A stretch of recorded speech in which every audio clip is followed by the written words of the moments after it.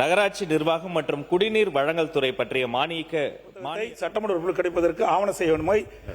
அல்ல, எனக்கு ஒரு அட்வான்டேஜ் என்னன்னா, ரொம்ப லேட்டாக வரதுனால ரொம்ப குறைவாக பேசி சீக்கிரமாக முடிப்பீங்க நான் நம்புறேன். மக்களுடைய பிரச்சனை பேசுறது லைட்டர் வெயின், ரொம்ப லைட்டர் வெயின்ல இதை சொல்றேன்.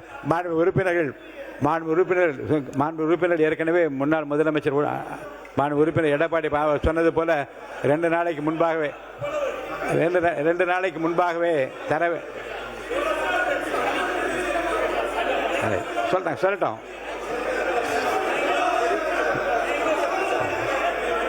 மாண்புடைய உறுப்பினுடைய மன ஆதங்கம் எனக்கு புரிகிறது. ஏற்கனவே இதை 2 நாளைக்கு முன்பாக தர வேண்டும் என்று நான் ஏற்கனவே கோரியிருக்கின்றேன். இப்போது மாண்புமிகு அமைச்சர் பெருமகளுக்கும் அரசு துறை உயர் அதிகாரிகளுக்கு நான் தெரிவிப்பது, இந்த மாமன்றம் கூடுவதும் விவாதிப்பதும் குறிப்பாக மானிய கோரிக்கை கொள்கை விளக்க குறிப்பில் அறிவிக்கிற போது முழுமையாக படித்து ஆய்ந்து அறிவுபூர்வமாக ஆக்கப்பூர்வமாக தமிழ்நாட்டு மக்களுக்கு ஏதாவது செய்தியை சொல்லக்கூடுமானால் படித்தால் தான் தெரியும். இதை கருத்திலே கொண்டுதான் 1 நாளைக்கு முன்னதாகவே தர வேண்டும் என்று நான் ஏற்கனவே சொல்லியிருக்கிறேன். இனி வருங்காலில் வரக்கூடிய மானிய கோரிக்கைகளில் 24 மணி நேரத்துக்கு முன்னதாகவே அதை தந்தால்தான் உறுப்பினர் இங்கே பயனுள்ள கருத்துக்களை தெரிவிக்க முடியும் என்பதை மீண்டும் நான் வலியுறுத்த விரும்புகிறேன். மாண்புமிகு உறுப்பினர்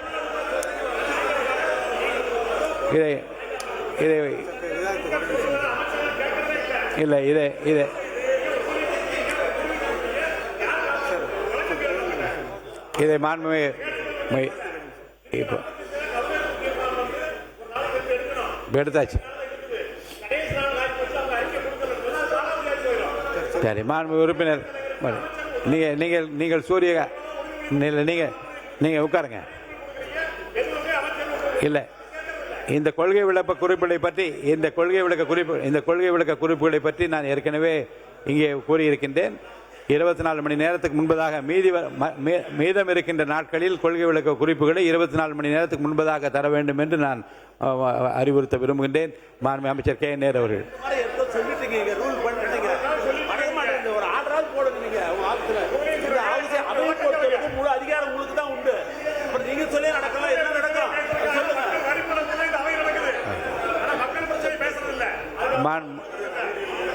உரிய அறிவிப்பை நான் வெளியிட்டிருக்கிறேன். அடுத்து வருகிற மானிய கோரிக்கை நிச்சயமாக உங்களுக்கு 24 மணி நேரத்துக்கு முன்னதாக வரும் என்று நான் கருதுகின்றேன். மாண்பு உறுப்பினர் கே நேரு அவர்கள்.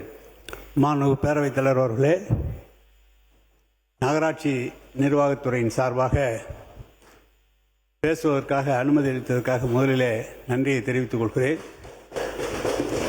திராவிட இயக்கத்தில் மூத்தவரான ஐயா தந்தை பெரியார் அவர்களை நாங்கள் நேரடியாக பேசி பழகியதில்லை. ஆனால் திருச்சியிலே அவருடைய அலுவலகம் தங்குகிற இடம் இருக்கிற போது அவரை அடிக்கடி அவர் வேனிலே போகும்போது பார்த்திருக்கிறோம். பேரறிஞர் அண்ணா அவர்கள் 1967ஆம் ஆண்டு எங்களது லால்குடி தொகுதியிலே புள்ளம்பாடியில் பேசுகிறார். கடைசி 5 நிமிடம் தான் இருக்கிறது. அப்போது மூக்காத்து நடராஜன் அவர்களை ஆதரித்து அண்ணா அவர்கள் பேசினார்கள். பேசிய போது மேலே கருடன் பறந்தது. சிரித்து கொண்டே அண்ணா அவர்கள் சொன்னார்கள், ஆசிரியர்கள் பாசையில் சொன்னால் திராவிட முன்னேற்ற கழகம் ஆட்சி அமைவதை யாராலும் தடுக்க முடியாது என்று சொன்னார்கள். அதுதான் ஆரம்பம். அதன் பிறகு அவர் முதலமைச்சராக பொறுப்பேற்று கள்ளக்குடியிலே டால்மான் நிறுவனம் கட்டியிருக்கிற தொழிலாளர் குடியிருப்பை திறந்து வைக்க அண்ணா அவர்கள் திறந்து வைத்து உரையாற்றினார்கள். அதுதான் அண்ணா அவர்களை பார்த்திருக்கிறோம், 15 வயது. அதன் பிறகு கலைஞர் அவர்களை தொடர்ந்து 73ஆம் ஆண்டிலிருந்து அந்த தேர்தல் நடைபெற்ற தேர்தலிலிருந்து தொடர்ந்து கலைஞர்களுடைய அவருடைய இறுதி நாள் வரை அவரோடு இருந்து பணியாற்றி இருக்கிறோம். முதலாக 1986ஆம் ஆண்டு புள்ளம்பாடியிலே பொது தேர்தல், ஒன்றைக்கு ஊராட்சி ஒன்றியத்திற்கு மக்களால் தேர்ந்தெடுக்கப்படக்கூடிய தேர்தல். அதில் அன்றைக்கு இருக்கிற மாவட்ட செயலாளர் எஸ்கே வடிவேல் அவர்களும் ஆதிமூலம் அவர்களும் கிருஷ்ணமூர்த்தி அவர்களின் பரிந்துரையின் பேரில் கலைஞர் அவர்களுக்கு எனக்கு அந்த வாய்ப்பை தந்தார்கள். எனவே முதல் பொது தேர்தல் என்பது அன்றுதான் 86இலே அவர்கள் வெற்றி பெற வைத்தார்கள்.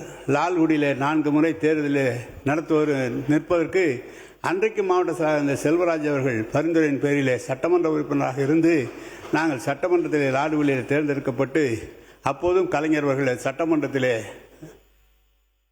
தேர்தலில் நிற்பதற்கு அனுமதி தந்தார்கள். 96ஆம் ஆண்டிலிருந்து தொடர்ந்து 2001ஆம் ஆண்டிலிருந்து 2006ஆம் ஆண்டிலிருந்து 6வது முறையாக திருச்சி மேற்கு தொகுதியிலே தொடர்ந்து கலைஞர் அவர்களால் வளர்க்கப்பட்டு கலைஞர் அவர்களால் நாங்கள் தரப்பட்டு சட்டமன்ற தேர்தலில் நின்றோம். கலைஞர் அவர்கள்தான் எங்களுக்கு எல்லாம். நாங்கள் ஒன்றியத்தின் பெருந்தலைவராக இருந்த அமைச்சராக உடனடியாக பொறுப்பேற்ற காரணத்தால் எங்களை கேட்டால், உனக்கு என்னை அழைத்து கேட்டார் கலைஞர், உனக்கு ஃபைல் பார்க்க தெரியுமா என்று கேட்டார். ஓரளவுக்கு பார்ப்பேன் ஒன்றியத்தில் என்று சொன்னபோது அருகிலே அமர வைத்து கோப்புகளை எப்போ பார்க்க வேண்டும் என்று அவர் சொல்லி எங்களை வளர்த்தவர்.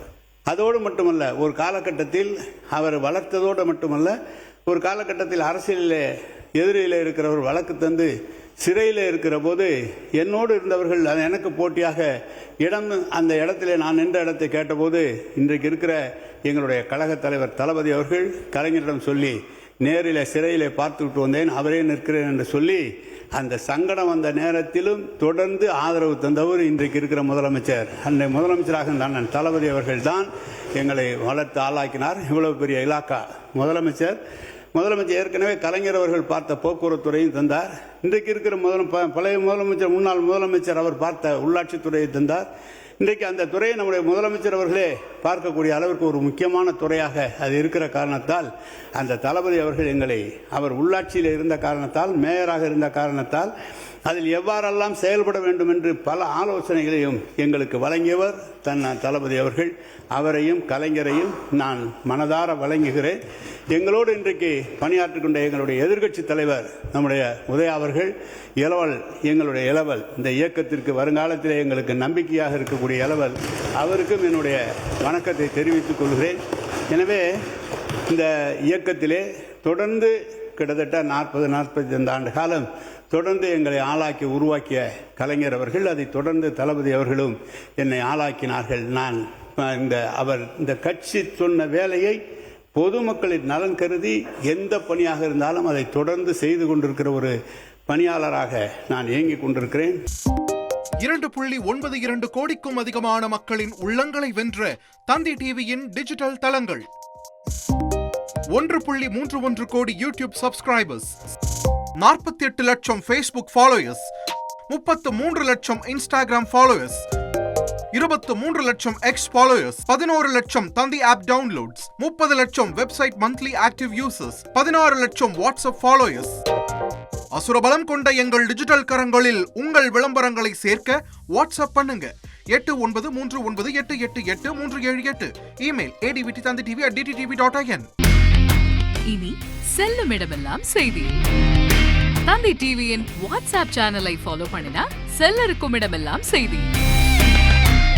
இதோ QR கோட், இப்பவே ஸ்கேன் பண்ணுங்க, ஃபாலோ பண்ணுங்க.